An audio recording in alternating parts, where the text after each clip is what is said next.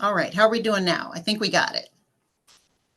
So resolving rifts, because every time that we leave conflict unresolved, there is a greater divide, a greater chasm that can result from that. So let me give you a little bit about me. My name is Diana Crawford, and I've had the privilege of working in before and after school as a site coordinator for about 6 years. I primarily worked in grades K through 8, and then after that, I served as an elementary school behavior interventionist for about 5 years. And now I work in private counseling practice. So actually, it's been interesting to work with behaviors and work with students and youth who are dealing with conflict on so many different sides, because you're in it where you're trying to manage it as a site coordinator, then as a behavior interventionist, you're trying to look at all of the elements in the school that contribute to it. And then as an outside therapist, many times I'm able to go into the schools and be able to have a voice because of the other knowledge that I've been able to get from being in those other spaces and being able to help kids navigate through the issues from the outside in and inside out as well. So my joy and passion as a therapist really is just to help people navigate through their problems and find solutions for the things that just happens. As we say, life be lifing. And so it has been lifing a whole lot for a lot of people, and we're just trying to get through. So I'm just glad to be able to share in this space with you today. So today, this is what we're going to be talking about. In this session, we're going to be dealing with things that happen, how to deal with conflict in the out of school time programs, defining conflict. We pretty much know what it is, but we're going to look at breaking down the conflict into tiny little segments so that we can look at it a little bit more clearly. When we do that, it helps us to look at where the conflict is in its progression. And if we can intervene at different strategic spots, we can sometimes help there to not be a conflict going on. So defining conflict, establishing clear expectations for our programs, creating a safe space for communication, teaching conflict resolution skills, collaborative problem solving, mediation and negotiation, and how to involve parents and friends and people who support your youth. So let's go ahead and get right into this, first of all, and look at what is a conflict. To answer this question, what I did was I went to an organizational model, because anybody who's in the workplace knows that there can be a lot of conflict because we have a lot of different personalities in that space. So when we're looking at what conflict is, there's actually a model by a gentleman named Louis Pundy. And he developed this way back in 1967, but it's still a primary conflict scale that is used today when people look at how conceptually how we look at this framework. So when we start off, we see that there are five levels at which we look at an incident as actually a conflict, and it starts with latent. Can everybody hear me? I just want to make sure that we're good. Give me a thumbs up, something. Thank you. Thank you. I appreciate that. Awesome. So we look at where it says latent conflict. And latent conflict is, to me, like what we would call a storm watch. Anybody ever gotten confused between a storm watch and a storm warning and figure, are we supposed to take cover or are we just observing? So usually when the different seasons happen, we're like, okay, what is this? And then lately they have started this thing called a winter weather advisory, which just basically means it's winter and we live in Michigan, it might snow. But they just added something else to the mix to make it more fun for us. But when we look at latent conflict, it's basically saying that there's no direct conflict happening at this time, but there are signs that a conflict could happen. I'll give you an example when it comes to working with youth. Let's say in the after school program, you've noticed that Billy has had a hard day, comes in, his affect is different. He looks sad, he looks upset, he looks tense, and normally he's pretty good. But when he gets to a point where he is not having a good day, you know that certain things can happen, certain things can jump off, especially in particular areas.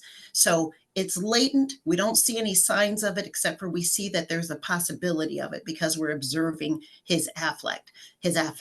And then we see Susie comes in, and Susie has the tendency to find that weak link in this other student's life and be able to agitate him. So we know that when the two of them get together, that oftentimes good things don't happen. So we become watchful of that situation. But right now it's latent. There's actually nothing happening, no direct conflict. So it's just a storm watch. It's not a warning.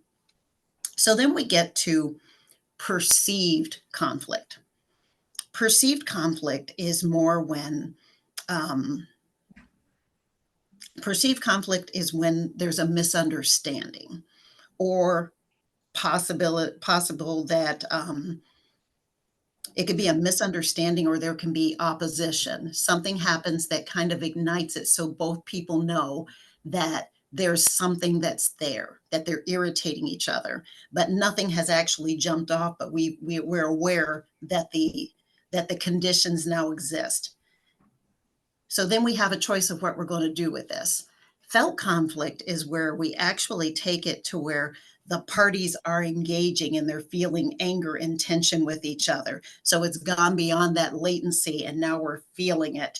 And we can see and observe as staff the implications of that by what we're observing from them physically, and next step is what we're observing from them verbally. That's when we get to a manifested conflict. We start seeing verbal outburst. We start seeing maybe something physical go off. Now, the importance of looking at this diagram, you might think, well, why is she showing us an organizational conflict model? It's because we see all of this every day in our after school programs on a regular basis, where we know that there's a tendency or an opportunity for drama to happen.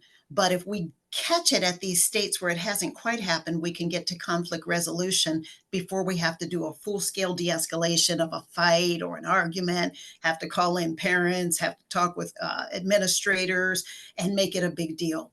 So when it's in any of those first few stages, we get to the point where we either resolve the conflict or we suppress the conflict.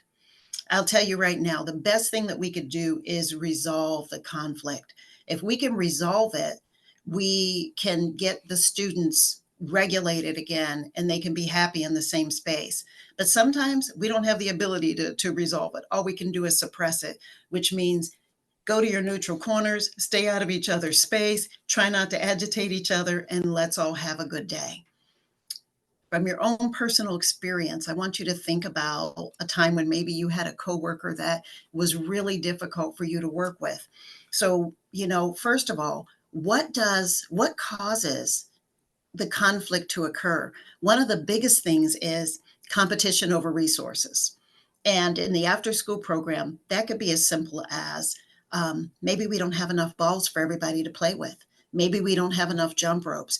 Maybe I wanted to be in a club today, but I got cut off of that. And so I was told I had to choose something else when I really wanted that spot. And another student has taken it who knew that I wanted it. So we might compete over resources. We might also compete over position. There's also the desire for independence and autonomy. Conflict happens when somebody's trying to tell you what to do and you want to have your own way. And that could be conflict with an adult or it could be conflict with another student. But whenever you feel controlled, there's a tendency that that you are going to have an escalation. Somebody put in the chat that sometimes you feel belittled, and that's true too. Absolutely. All right. So just wanted you to kind of look at the anatomy of a conflict and see how that would be something that you could just notice in your programs. Also, what is conflict aftermath? Conflict aftermath depends on whether or not in that fifth state you resolve it or you suppress it. If we resolve it, we get to resolution, then what happens is we don't have an issue anymore. If we suppress it, depending upon how serious that conflict is, we might then always have to be watching for that tender spot. We don't know anytime those two or those groups of people get together if we have something to watch out for. That's why I would prefer that we always get to the resolution of it. Imagine this scenario, if you would. There's a conflict that happens right before it's time to get on the bus. You have two students who are about to have it out. They're angry, they're shouting at each other, and then their buses come and they go on two different buses. Now, even though they're separated, they go home, they're with their families, they have their dinner, they get a bath, they come back the next morning. When they come back the next morning, it doesn't mean that that conflict has disappeared just because they left the scene. That conflict could very well still be there, ready to erupt through the surface, but hopefully it will be something that could be managed. All right, let's look at our next slide. So what we want to look at is the first section of establishing clear expectations.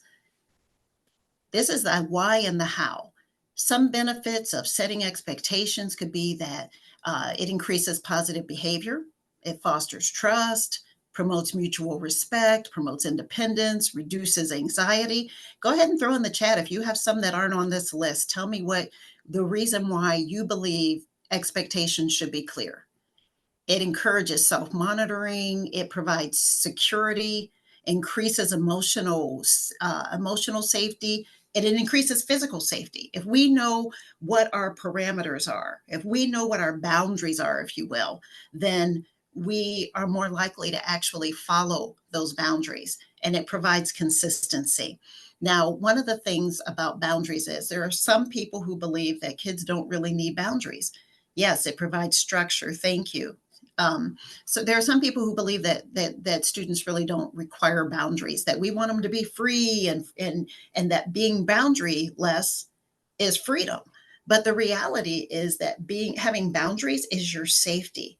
Kids need to know that there's an expectation that I can go this far, but if I go too far, then there's going to be a consequence that happens as a result of that.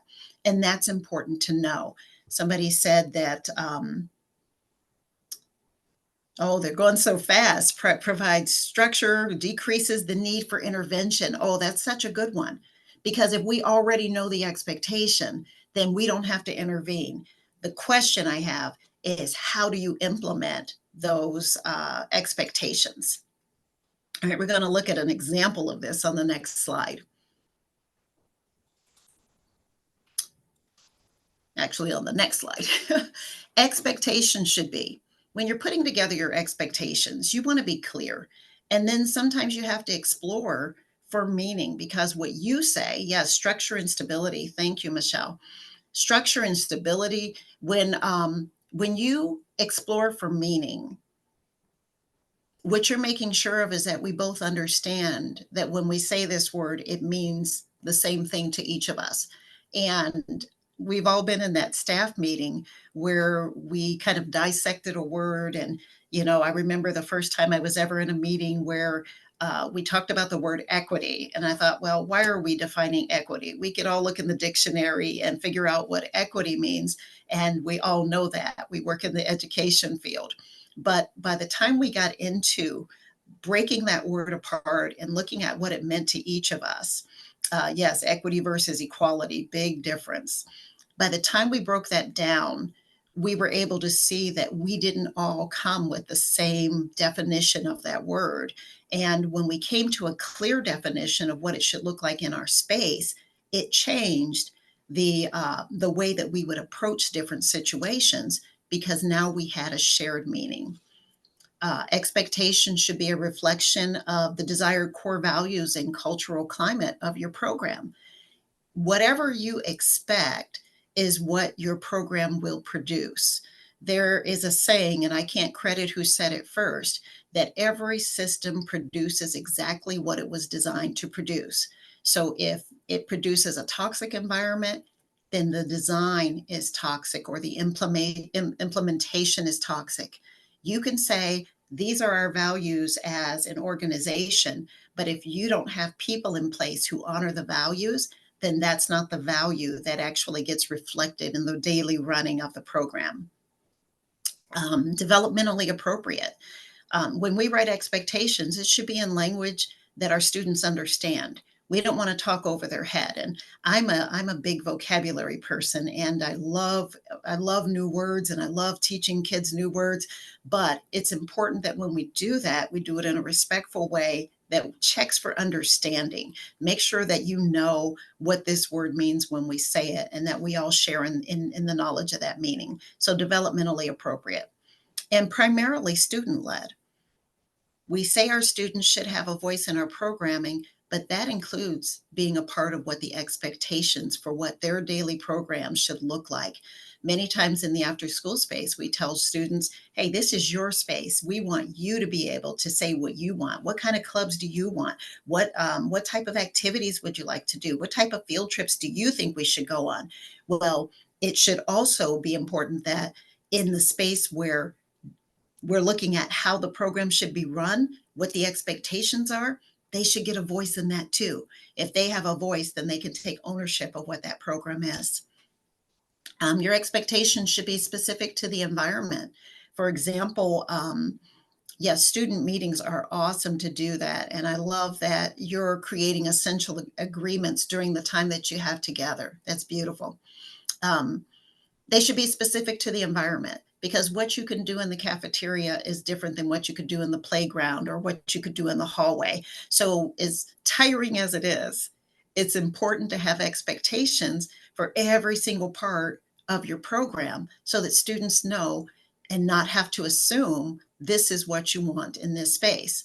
An example of that for me is I know that most teachers really like to have what they call their SOS lines: straight, orderly, silent.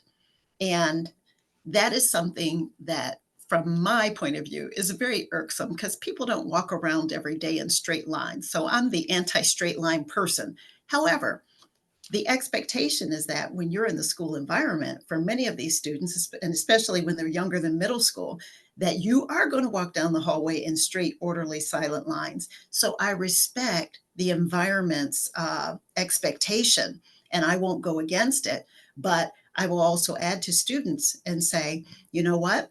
It's not really that important to me that we have a straight, orderly, silent line, but it is important to those in our environment. So we want to make sure that everybody feels good about being here. So we're going to follow the rule of having straight, orderly, silent lines. Now, to me, is it a value? No, but it doesn't reflect the value and the cultures that we're working with. Yes. So I submit myself to that, even though personally, I might not think that that's a really high value. Specific to the activity. If it's circle time, if you're doing arts and crafts, what are the rules for that? If you're doing testing or surveys or having a discussion. And then all of your expectations, as much as possible, should be stated in positive verbiage. We should say what we're going to do rather than saying what not to do. I hope that makes sense. So let me give you an example of the rules or the expectations that I used to have as a behavior interventionist. Now, let me give you a little background here, because it says Mrs. Crawford's house rules, and that might sound like, what? Okay, that's a little bossy. But I had an adorable classroom that was actually built like a house. And it had even a second floor area in it where kids could go, like a little clubhouse. And everybody who came in would say it looked like a house. It was so big that I had room for furniture in it. So, along with tables, chairs, desk type of environment, we also had a little seating area where it had a love seat and a couch and carpeting, and it was very homey. And we used to watch videos around it. We had the big screen, so that it was like being in your living room and being able to relax. So I played upon that for house rules because it was also a very teachable concept. I would tell students, if I were to walk into your house, how would I treat your house? I'd say, you know what? And again, we role play, we would play act different things out, and so I would say, okay, so and so, I'm coming to your house right now. I said, I'm gonna walk in your house. I'm just gonna open the door, and I'm not gonna knock. and I'm going to go look and see what kind of food you have in your refrigerator. And all the while the students are gasping like, oh, no, you're not. You're not coming in my house like that. I said, yeah, and I'm going to tell your parents, here, move out of that seat because I want to sit there and I'm going to put my feet up on your table. And again, they're like, oh my gosh, you can't do that. I said, well, why not? Because that's my parents' house and that would be disrespectful. So I was able to convert that into, well, when I'm at school, this is where I'm at for at least 8 hours a day.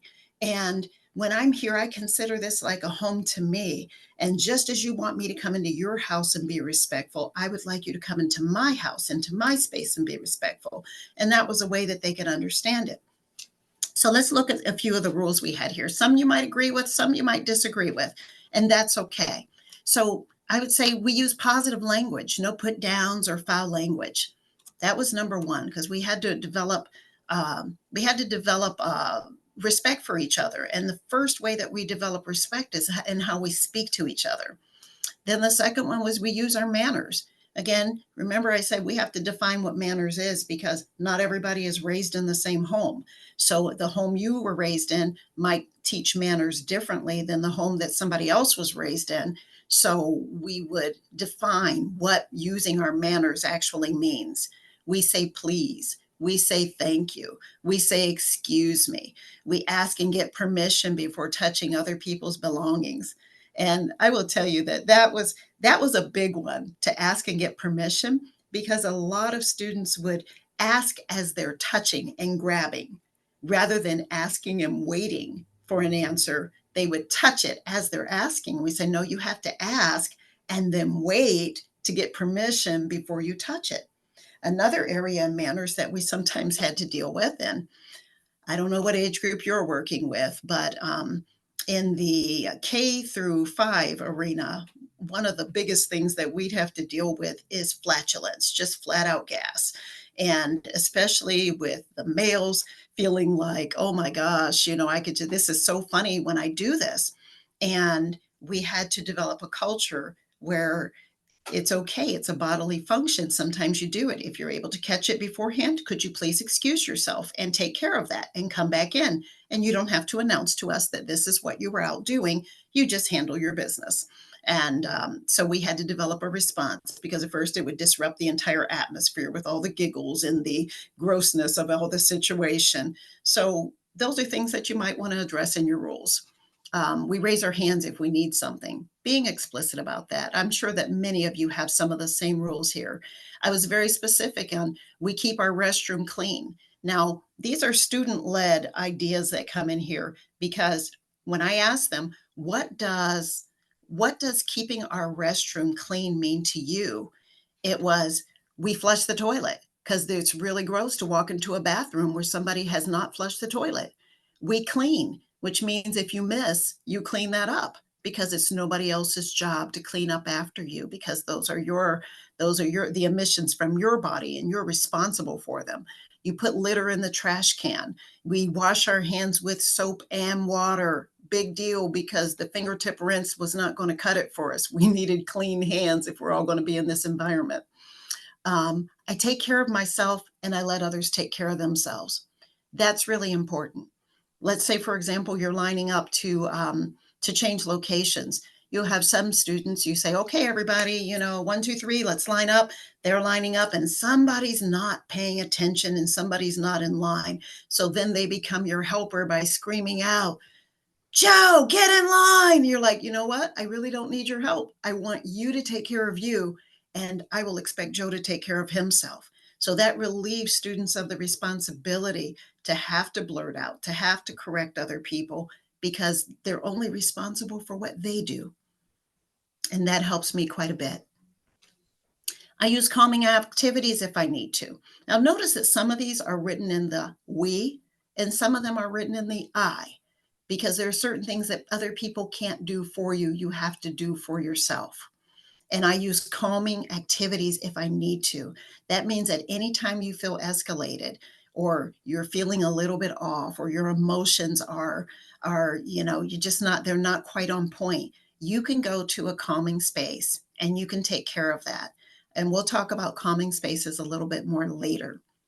This is a big one for me. We follow directions the first time because we waste a lot of time in repeating ourselves. Now, what's important about following directions the first time is I have to make sure that I have people's attention the first time so that they can actually hear the direction. If I'm not clear, then they don't know what to respond to. So that creates a culture where I make sure that you have the ability to hear me, you have the ability to understand me, so that then I expect that you will follow the direction that you heard. We always try our best. If something's hard, we work harder. That's adding in that growth mindset, factor. Where, yes, sometimes I'm going to ask you to do something that's really hard, but if you use it like a weightlifter who's lifting up weights and building up muscles, you can't build muscles lifting feathers. You have to move something hard. You have to move something challenging in order to get a muscle. And it's the same way with developing new skills. I want them to try to work really hard. And even if they don't succeed in it, I will applaud the effort of hard work because that's important. We all participate in some ways. So there might be a day where someone doesn't really want to engage and would love to opt out. I would only allow a certain measure of opting out. You have to give me something, even if your something is, can I pass? Or I don't want to, I would rather not do this right now. But you would find a way of communicating that you wanted to opt out rather than just being able to walk away. All right. We're responsible for our own stuff, including our mood and our attitude. Those are things that nobody else can do for you. You have to be responsible for it. Now, you all are probably, if you work in the especially with kindergartners and first graders, you are probably those very kind-hearted people who don't mind tying shoes when they're flopping all over the place, the shoelaces, or opening up packages of ketchup. But for me, that is an absolutely no-go zone. I don't know where those shoelaces have been. I see them trailing all over the place and I don't want to touch them.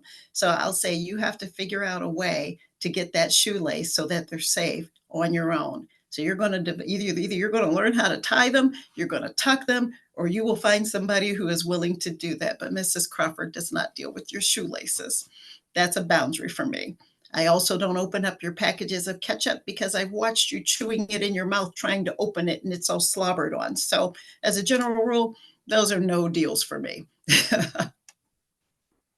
All right. And then the last one. This was specific to my room because I did have a couch on it. So, with the couch and the love seat, I would say the love seat was my space. That was a boundary for me, just like a teacher's desk. Maybe if you're bringing your things into an after school space, you might have your own little place where you set up your things and you want that respected. You want that left alone, and that's okay. So, I put a boundary saying you may not sit on the love seat, but what you can do is you could sit on the couch. You don't have to ask. I've already said you could do this.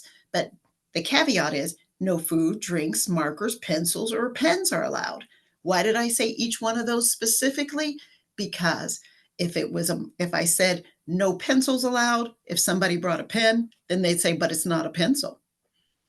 So I tried to get as many things as possible in there. The other thing is you should display your expectations in a prominent location. These should be things where students are able to read them, you're able to read them, people coming in are able to see them. And expectations, they don't dictate what students believe, only how they behave. It's the same way that I was talking about straight, orderly, silent lines. It's not a value to me, but it's the expectation. So while I don't believe it has to happen, it does dictate how I behave. And I made it happen because that was the expectation.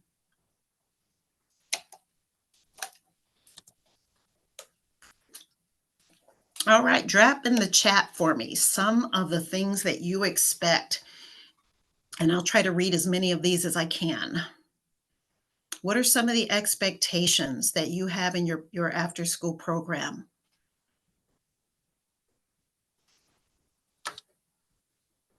Inside voices while in the building, hands to self, honesty. Yes, honesty, respect, positivity, wash hands while inside. Uh, I see a lot of respect, walking feet, respectful manners, be mindful, show respect for others, eat over the table. Yes. Kindness and respect for others, hands on your own body. Oh, I like that. Trying your best, listening, listen while staff or others are speaking. Respect for everyone, walking feet, keeping hands to yourself, inside voice, cleaning up your areas, taking care of your supplies. Yeah, picking up after yourself, toys and snacks, very good. Keep your body in your own space, very good. Throw away your own trash, yes. Yes, kindness and understanding our emotions. Be safe, be kind, be respectful. Showing grace. Wow, yeah, and I hope that when you're showing grace that you explain to them what showing grace is. I'm sure you do, 'cause when you say that, that hits so hard. Respecting yourself, hand washing again, making safe choices. What would a safe choice be? How would they know the difference between a safe choice, especially when you're dealing with students with impulsivity? Very good. All right. So, let's get into a little bit now about creating a safe space for communication, because when we talked about the expectations, we were mainly talking about what we're expecting from students. But whose job is it to create a safe space for communication to happen?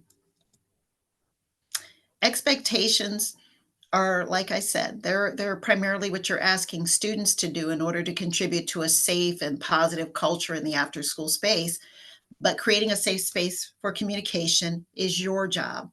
And you're responsible for providing that for your students. If you want them to fulfill your expectations, then you have to be able to provide an environment where that can happen.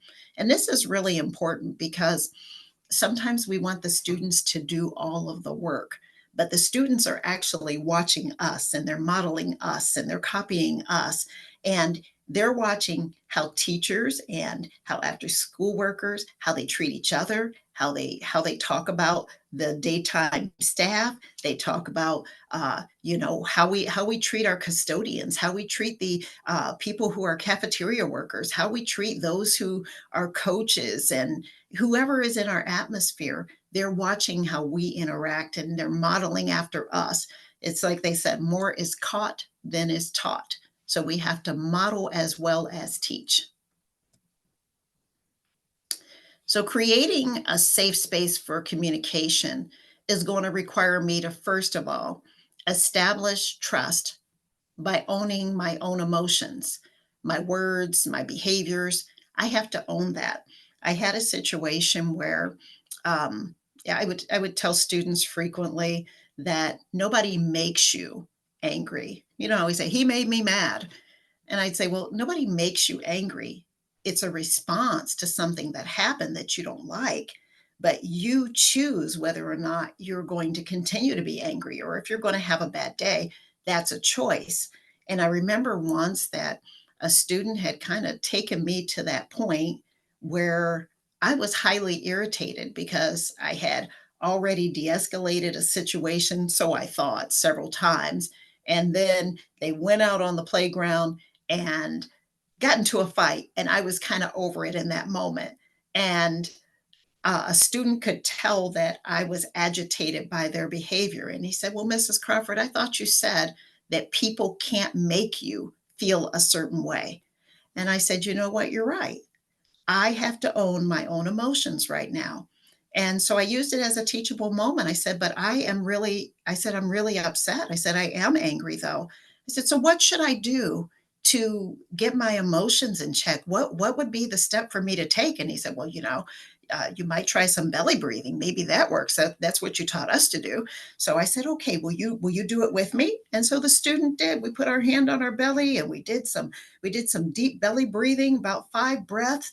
And he actually asked me, he said, well, how are you feeling now? I said, I'm feeling a little bit better, but is there anything else you think I could do? Because at this point, I'm testing for knowledge. I want to know, what do they know that we can do? And he said, well, maybe you could write and talk about what your feelings are. I said, that's a good idea, but I don't really like to write about those things. He said, well, maybe you could use a stress ball and squish that a little bit, and that might help you work it out.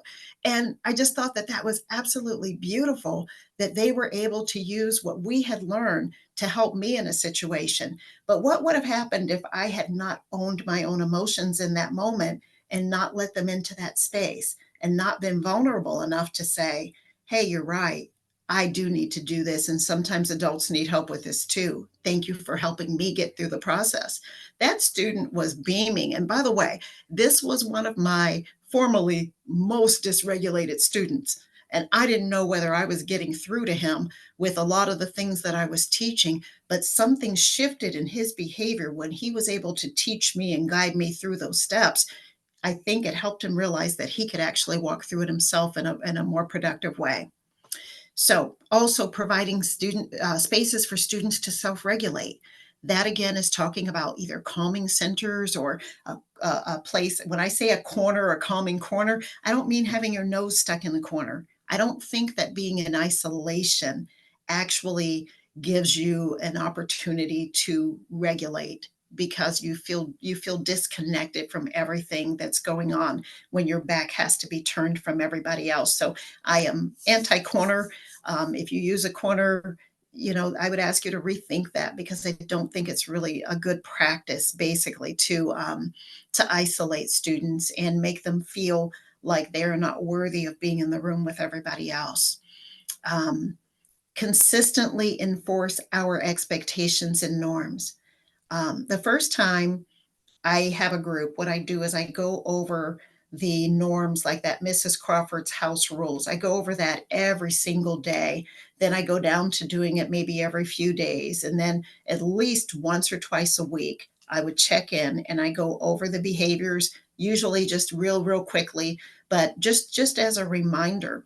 And when students misbehave and aren't following the expectations, I would say, hey, can you just go over and read the expectations for me? Read my house rules.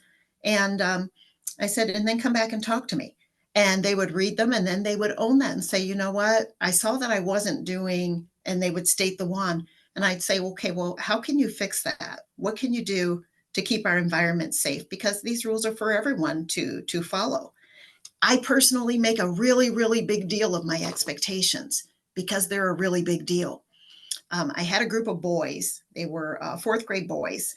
And you will notice that the first thing on my rules was no name calling. We use kind words.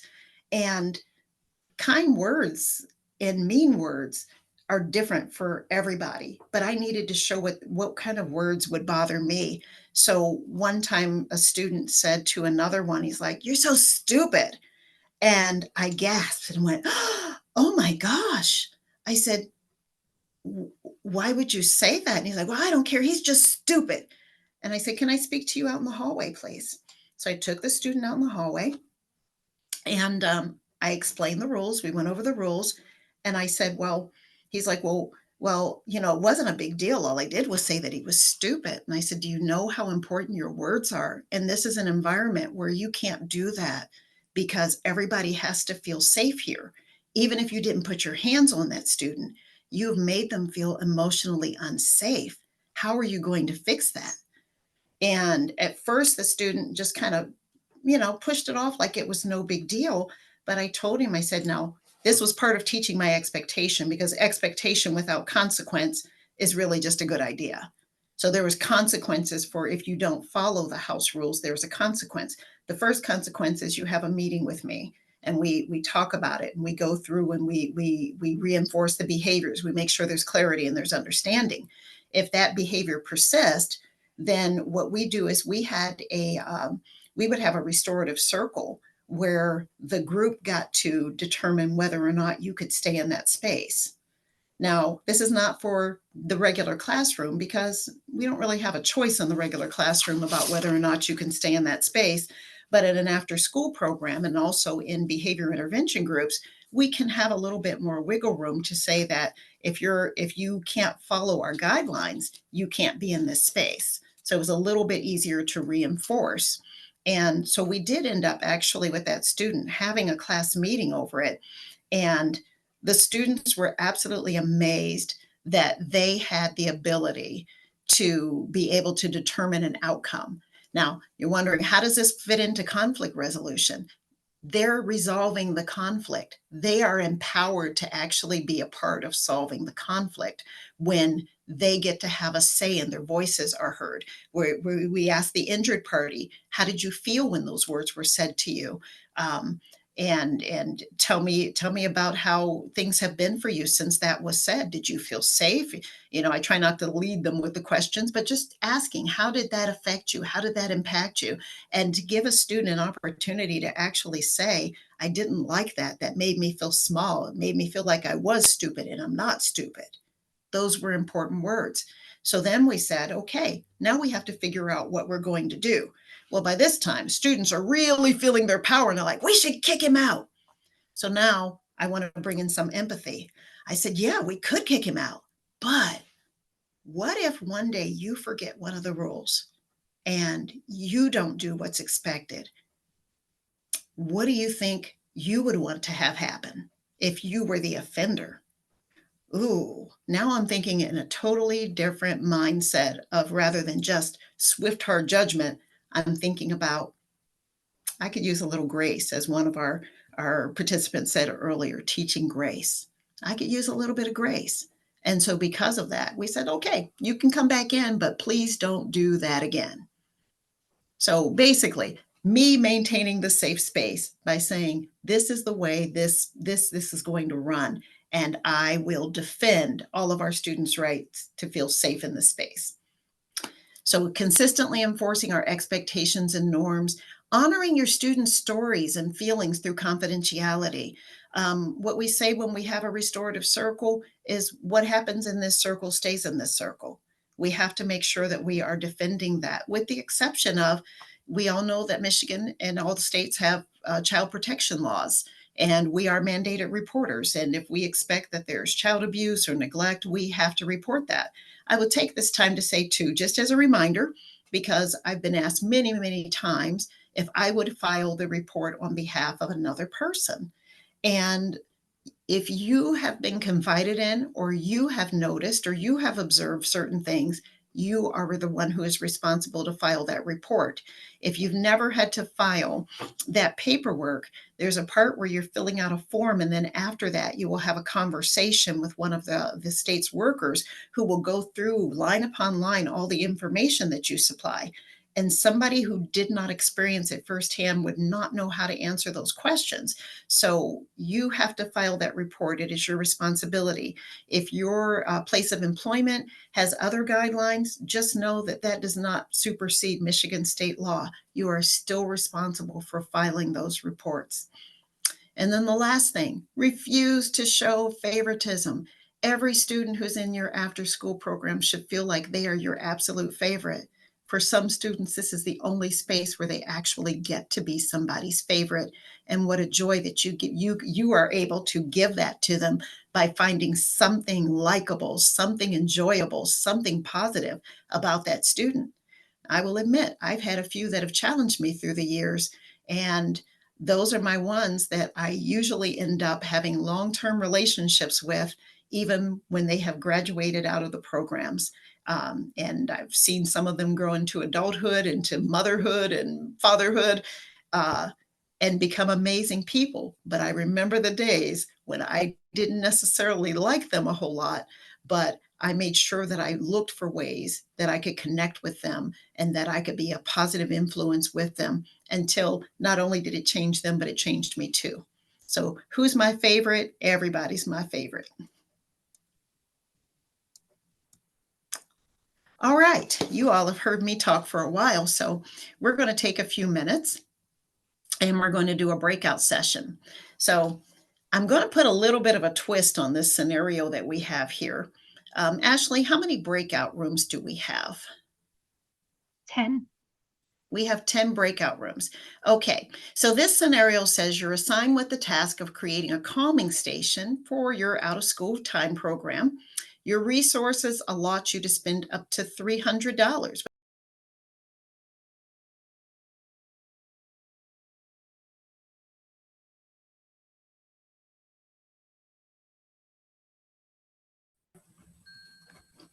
All right, awesome. All right, so can I have some volunteers who would like to unmute and tell us what your budget was and what you decided to put in that room? You can also list it in the chat if you want. I can read it out if you prefer. We were in group one, so we were the $30. And right? Okay. Okay, so we talked about making everything ourselves, and it would be for any age range, but we talked about modifying for toddlers and littler kids with things that wouldn't be choking hazards. And we would use fabrics and sheets to drape down from the ceiling and make a little pod where they could go as an alone zone or a zen zone. We had a couple names for it. And we would use different fabrics, and we would get some things at the Dollar Tree, like those, I'm not sure what they're called, but the things that you push back and forth as a sensory calming. You can find them, they're like pillows, but they have sequins that go back and forth and they're very calming. So, and we would also make our own calm down bottles with glitters and colors and baby oil and things that they could hold and play with. And so this would be Oh, it was 300. our zone, all made from by hand from home. I love it. I love it. A lot of creativity in that group. Okay, somebody who's in the group where you had 300, shout out what you did. We were in group 2 and with the $300, and we had a lot of great ideas, obviously with 300. Still, it depends on where you go, how far you're going to make that money go. So if you're going to get things from Lakeshore, you're going to get things from a big store place, then you're automatically going to lose some of that budget. But if you can secondhand things or get things from other stores, ask parents, you can go a lot further. Soft items to sit on, squishmallows type things to squeeze, fidgets, stress relief toys, canopy area. And then we also discussed maybe like one student at a time in there, so it's a small area, so it doesn't get overcrowded in that area. And we did have one person mention that they are piloting in a high school program, so they have high schoolers, which then some of those items then might be a little bit different. They have like the adult or teenager coloring books, music, with headphones for the kids. So just depending on your group, it's appropriate for any grade. It just depends on what you're putting in there. Absolutely. Great ideas. And isn't it nice when you have lots of money, but whether you have a little or whether you have a lot, and I think $300 is very, very generous for a calming center, believe me. Very, yes. But you could actually, for 20 bucks, you could find things to use. I saw people say that they would bring in squishies and a canopy tent and soft seating areas like bean bags. Yeah, so I think that that's really important that you guys are able to think on both spectrums, because if you get a budget, praise God, you got a good budget. Go use it. And if you didn't, then don't feel like you're limited. There are things that you could really do. All right. So let's move on. Thank you all for sharing. I appreciate hearing everybody's comments. All right. So let me get back to sharing my screen. I'm good on it. So let me go to this. All right, so now we're going to get actually into teaching conflict resolution skills. When we're looking at this, specifically, I would say this is for middle and high school, but it does work for everybody, that before a conflict can be resolved, the first thing we have to do is calm down. If you can learn how to get students to calm down and de-escalate before there's a flare-up, you will squash probably a good 90 to 95% of the conflict that could occur, just by helping them to become aware of their emotions escalating and to be able to get control. Calming down could mean going to a quiet corner space. It could be utilizing different resources. It could be using those calming centers that you all just amazingly came up with. And I love all the ideas. It shows me that you have had a lot of social emotional training where you're learning that kids need the manipulatives, they need the calming music, they need a little bit of space where they can isolate but not be isolated, not be shunned. So you came up with really cool things. I love the beanbag chairs and all that. So they might need to use one of those spaces, and they might need assistance in calming down. They might need you to take them through belly breathing or body mapping, any of those things. But I would say some of the important things when you're dealing with calming students down, especially if they've gotten to a point where it's getting really disrespectful and verbal or physical, you have to keep your distance. I've seen too many adults come in and think that they're going to be able to physically de-escalate, and you don't want to get in the middle of a conflict unless you have a really strong relationship, and also if you've been trained to deal with that. Always ask for permission before touching a student. When it comes to younger kids, I would say, to get them to notice what's happening in their bodies, I would say, I'm noticing that your hands are tight. Can I hold your hand? And I'd hold their hand and I would massage their hand, because when you have clenched fists, this means you're in fight mode. You're ready to go.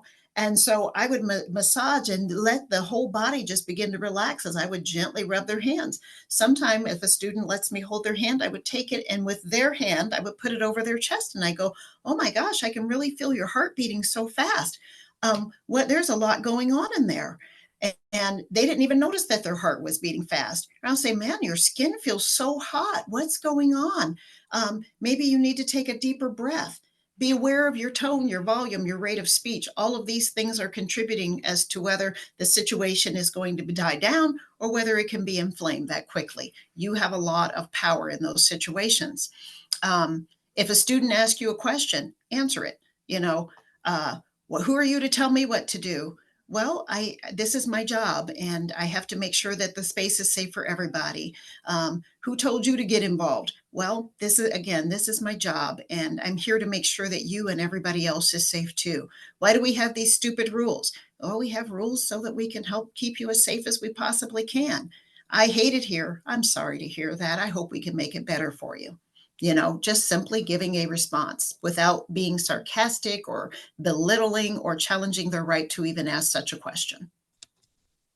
So you heard me say keep a distance. CPI, which is Crisis Prevention and Intervention, uses what they call a supportive stance, where if you look at this diagram, this is the best one I could find online. They're really hard to find a clear one, but you want to keep a distance for your personal safety.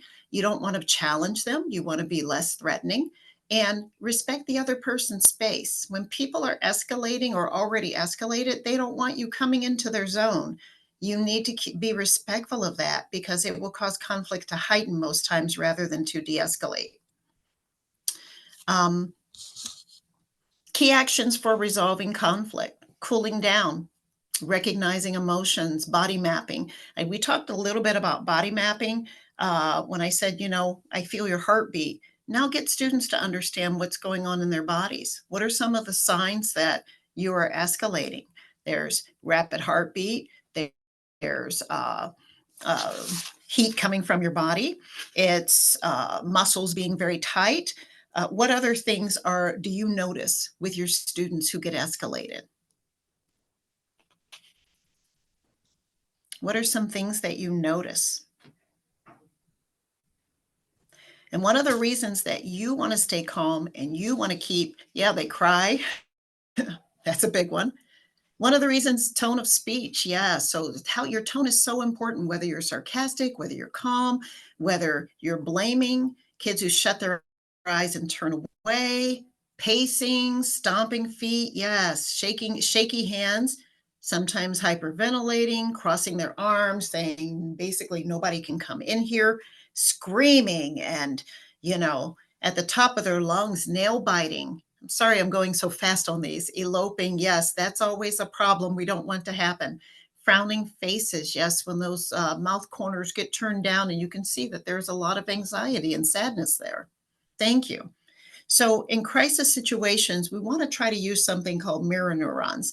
Mirror neurons have you ever noticed when you are talking to a baby, you do an exaggerated smile in their face, and if you ever mirror to a baby an angry face, what normally happens is that baby begins to cry because you look angry at the child and they're like, what is happening here? I'm used to seeing a happy face and all of a sudden there's an angry one looking back on me. If it can have that kind of power in the negative, how much more can it even have in the positive as well? That when a student is escalated, that we're calm, we're not laughing at them, but we can have a gentle smile, we can have a reassuring affect, and that can really help them to begin to mirror what you say. I've even mirrored breathing with students before where they're breathing rapidly because they're angry, and I start taking deep breaths. And all of a sudden, you'll notice that their breathing starts to align with yours, and they start to calm down. If they're taking shallow breaths, which many students do when they're afraid and anxiety has risen, you take a deeper breath to help them get a deeper breath instead of the short, shallow breaths. And you might say, I noticed that you're breathing very hard. Let's breathe together. And you would think sometimes, oh, kids don't want to hear that. Yes, they do. Because if you're having trouble regulating by yourself, you often need somebody to help regulate with you. Okay. Have them describe the problem and share using I statements. This is a practice. This is not something that happens in the middle of conflict. This is something that you're teaching beforehand, that when we have a problem, we're stating how we feel, not what you did, but we're stating how I feel about what happened or what was said. So we're using I statements, not you statements. You statements tend to blame and get people feeling very, very defensive. Also, building an emotional vocabulary. We want students to go beyond saying, I'm angry, I'm mad, I'm sad, I'm happy, to being able to have more of a vocabulary to express their feelings. Because some words fit better. Sometimes you want to say, I was angry, but other times you want to say, I was really ticked off, I was peeved, I was infuriated. You want to have more words because those words give you a little bit of satisfaction. Bug and a wish. I like that one. It bugs me that you, and I wish. Yes, bug and a wish is good. But when we're doing a bug and a wish, we try to keep it focused on the I statements. Actively listening so that we can understand what's going on. All right, to continue, share your perspective of the problem and the impact with the consequences or feelings. As a result of what happened, this is how I feel. As a result of what happened, this is what's now happening in my life. Maybe as a result of you getting your friend to hit me, I don't feel unsafe when I'm walking down the hallway, or every time I have to walk by that spot, I feel very nervous and I find myself being scared and I don't want to come to school anymore. Those are problems, the impact and the consequences you're sharing of whatever event might have happened. Work together on an action plan or next steps. And always, if possible, try to create a win-win solution with compromise, because if somebody's the loser, then we still have that unresolved, suppressed conflict that's still waiting there. So we try to make it a situation where all parties, if possible, can come out with a win. And then checking for progress and expressing thanks. That's coming in and as you as an adult saying, how's it going with you working this out? And then thanking them for being a part of the problem-solving process. So I use a list of words in counseling that are called soul words, and it's just basically an emotional language guide. And it's not anything really major, but it gives you several ways to be able to describe what you're feeling. Because of time, I'm not going to go into these words right now, but I would say that for soul words, one of the things that you might see is instead of saying, I feel, I feel energetic. Well, what's another word that we could say that? I feel enthusiastic. I feel tense. Well, not tense for energetic, but playful, maybe excited, rejuvenated, talkative, pumped. I'm motivated. Sometimes a student will say, I feel energetic, and it's not a good thing. It can be like if a student has ADHD, pressured thinking, pressured where they just feel like impulsive and they're having trouble regulating that.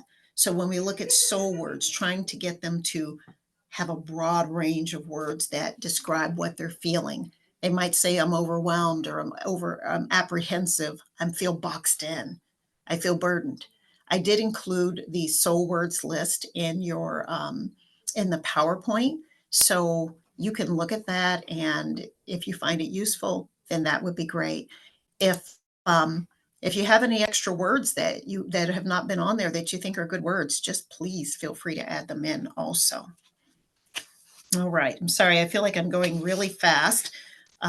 When I first was going to do this training, we were looking at 2 hours, but I am recuperating from laryngitis, so we decided to keep it a little bit shorter.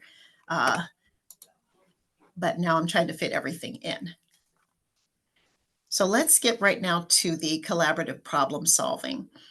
Strategies to get youth engaged in solving their own problems. It will save you so much work to have them look at and know how to solve problems for themselves. So one of the programs that I've used before is called Second Step. And particularly in their 4th grade module, they have some really cool things for helping students to know how to de-escalate their own issues when there is a problem. Sometimes it has to be adult-led, but basically you want to get to the point where they are able to do this on their own. So the first thing is it's a STEP, which is very easy to follow. First, say the problem without blame.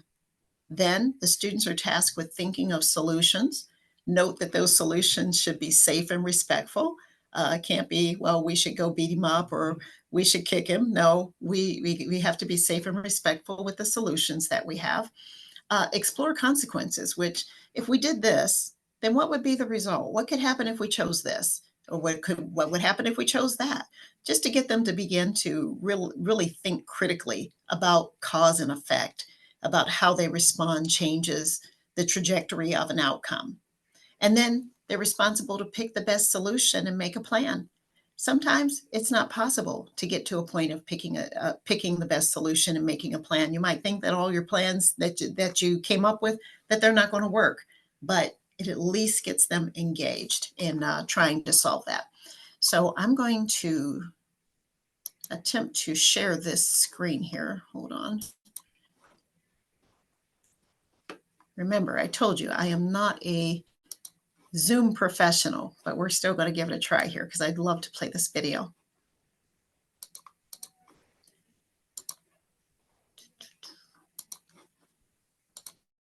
All right, here we go.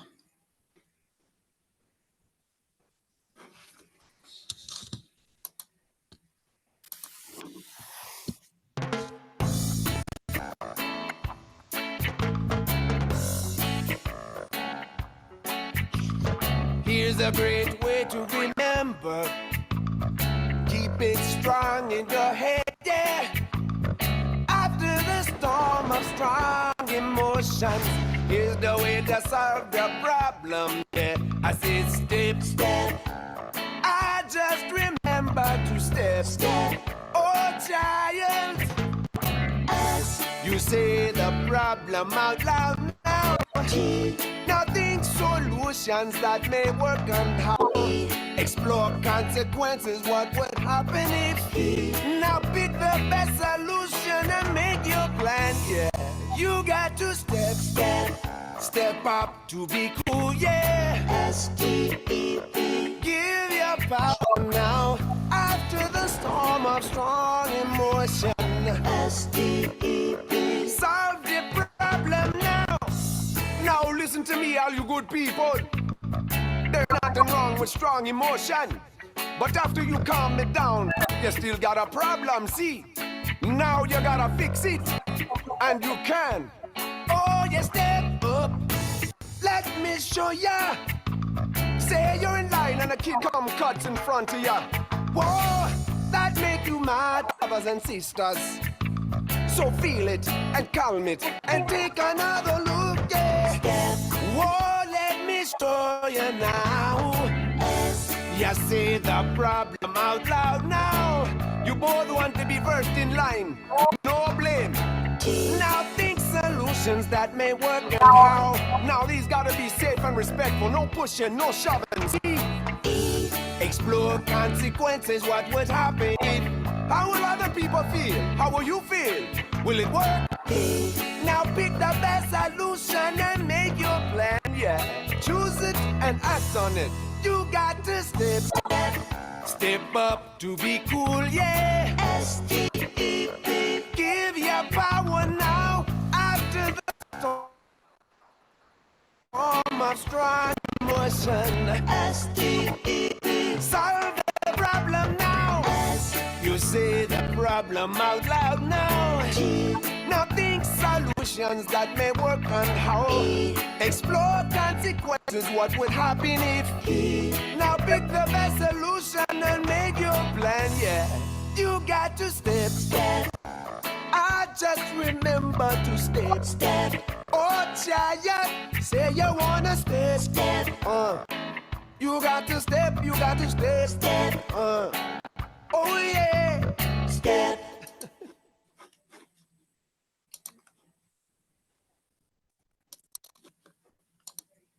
Okay, thank you. That was a little glitchy, so I apologize for that. But when we're looking at the collaborative problem solving model, we have to remember that children don't misbehave because they're bad. That's the premise of it, is that kids are not inherently bad. They misbehave because they don't have the proper social skills to deal with situations. And so collaborative problem solving focuses on building the skills of empathy, defining the problem, and inviting the parties themselves to be involved in developing the plan, getting a plan of action. All right, so I had a breakout session planned next, but because we're running short on time, I'm going to hold off on that for right now and go into mediation and negotiation. So let me share this again.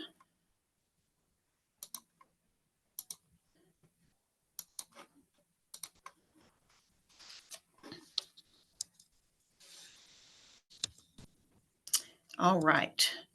So whenever we're looking at mediation and negotiation, we're looking at it from a framework of restorative practice, restorative justice. And that means that everything that we do is going to be done with respect, dignity, and mutual concern.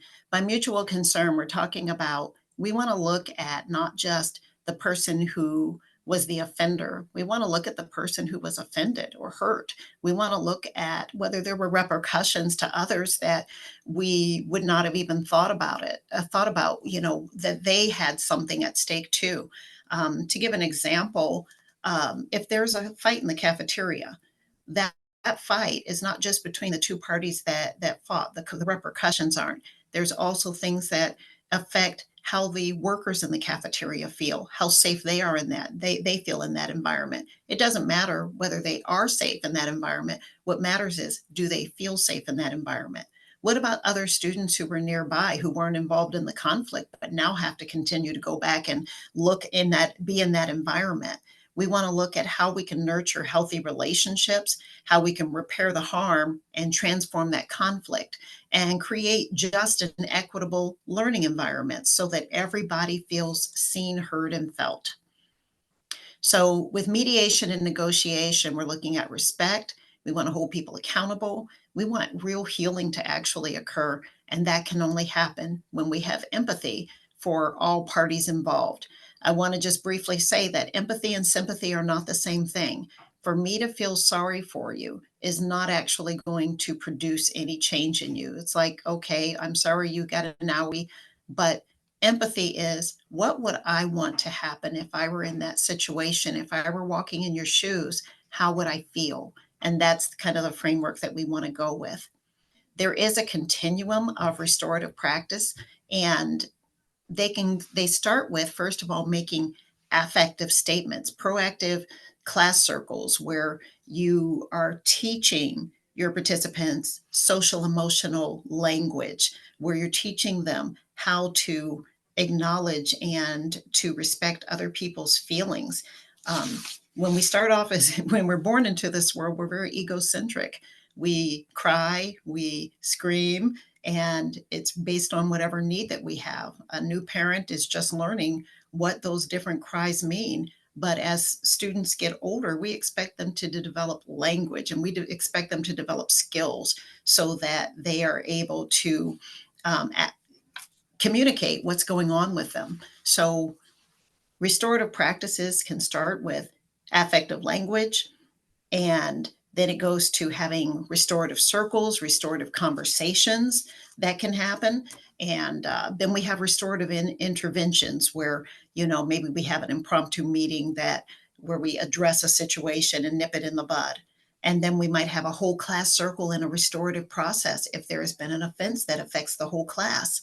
And then there's the broad spectrum of having a restorative conference. Restorative conferences are very formal, where you're looking at weeks of preparation of interviewing and talking to the person who caused harm and the person and the level of people who were harmed. These could be community people. We might have parents, family members of the person who harmed and the person who was harmed in that circle. And we have to do a lot of preparation, because unless people are really willing to come into these type of formal conferences with the right mindset, they could go wrong. And so there's a lot of groundwork that is laid in order to do those type of restorative conferences. Most of your work should be being proactive in doing those class circles. When you first start class circles, you might want to start with an innocuous topic like, what's your favorite ice cream? Everybody's in a circle. We have a talking piece, whatever you want to use for your talking piece. I've got my chapstick here. We might take a chapstick. We might take an eraser. We might have a special pen that we use and pass it around the circle. And only the person who has the talking piece is talking at that time. We might start with something like, what is your favorite ice cream flavor? Then we might say, what is the deepest emotion? What emotion are you feeling right now? And give kids an opportunity to check in and maybe even elaborate on what's been going on in their world, and causing your circle to be a safe place. Restorative conversations might be with your class. It might be on the playground. There's this broad spectrum of restorative practices that we can go through. So we want to involve parents and friends. We want to make sure that in our after school area that everyone is given a voice. And it's important, first of all, that we understand we have to respect the parents as the number one person in that child's life. Sometimes we think we know better than the parents, but we don't always. So if there's an issue with a student, what we need to do is intervene early rather than waiting for things to escalate and become critical. When the intervention is done early, first of all, that helps you to get their buy-in in a situation. When you're dealing with parents, you have to work around their schedules. Sometimes it's assumed that when a parent can't make a meeting consistently or they never show up to the events, that they don't care. That is not always the case. Sometimes they're just working and they can't afford to miss work in order to come. But we can support that student through bringing in other people, maybe a teacher, a family friend, a grandparent, clergy, or other spiritual guide, or a coach who can help to support them. Everybody needs that representation. And if you notice that there's a student who never has anybody come and support them, talk to the parents and see how you can work together to support their student. I gave a few tips of the trade, and I specifically called them tips and not tricks, as some people do, because one of the first things people need from you is for you to be your authentic self. They need for you to show up with an authentic, genuine care for their student. If you don't really care about their student, and I've seen it with teachers through the years, when parents are very skeptical when the teacher calls them because they feel like from the report they're hearing from their student, they don't really care about me. All they want is their way. All they want to do is pick on me. So the parent is already a little bit defensive. But if that parent knows that you go to bat for their child, that you support their child, that you're always respectful to their child, when you call if there's a problem, they're more likely to actually come in and work with you on it rather than thinking, there she goes or there he goes again, saying bad things about my child. So you build a positive rapport through positive communications. You build that communication by saying, hey, these are strengths that I've noticed that your child has. They're an excellent artist, or they try so hard, and we just love that no matter what thing we're doing, they're always on board to try, or they've really improved in this area. Build positive communication. Don't always let it be negative. Become their allies. When there's a problem that's going on in the daytime school, there are certain things that you will be able to help with in the after school setting. Work in collaboration versus shame and blame. It's not their fault. Whether you think it's their fault or whether it might be their fault, it doesn't help to come from that vantage point. Work with them to be a problem solver. And then host family-friendly programs with food. I say with food because it's hard to come to a program and then know that you've got to go home and cook dinner and get the kids ready for bed and all of that. If we serve a meal and we let people know ahead of time that this particular event is going to have that, you're actually lightening their load and making it easier for somebody to come and support them. You're going to get a lot higher level of buy-in. So actually, as I was going to say we had a few more minutes, but we don't. Yes, communication is so important. Thank you for that. You see on the screen here that we have a survey. We're almost done, not quite. So feel free to scan the QR code and give us your feedback. Everybody who's been on this call today, I appreciate you being here, and I would love to hear your feedback. This is my first talk for this organization, so I'm happy to be in this space, very honored. We're going to take some time for question and answers. We've got a few questions. Ashley, can you help me out with that so we can kind of see what questions we have? Yeah, some of them were just to me, but the one for you is perceived conflict versus felt conflict. How different are they? So perceived conflict versus felt conflict? Perceived is when I see, for instance, that somebody is dysregulated with me. I can tell they don't like me. Felt conflict is now we've gone to this, we've gone from there's like a feeling. Well, I'm using the words wrong, to be honest with you. Perceived is when I think it's there. Felt is when I know it's there and I'm having a response to it. It's one thing if somebody actually doesn't like you or feels like something with you is bothering them, but you might not know that. When you start to get that vibe from them, now you are actually feeling it, rather than it might be there, but now it's actually affecting you emotionally. I hope that answers it for you. Any other questions?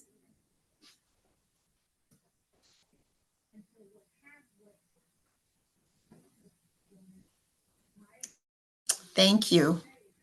Unable to scan the code. Okay. Well, Ashley's also going to put it in the chat so you can check it out there as well. But please, please, please take a few minutes and fill that out. I greatly appreciate it. And thank you all for attending. It's been a pleasure to be with you.